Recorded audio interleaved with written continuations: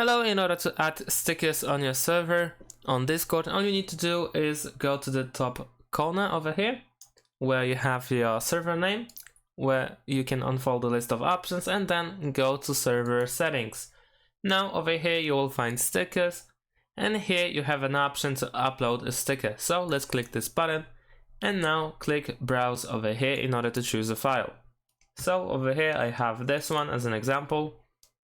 I can also add related emoji, and then I can name the sticker. And below that, although optional, I can type a description of that sticker. And then I can press upload in order to finalize uploading the sticker.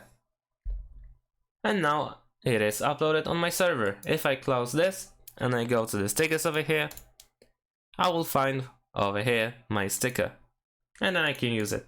And that's it. Thanks for watching. Leave a like and subscribe to my channel, and see you in my next videos. Bye.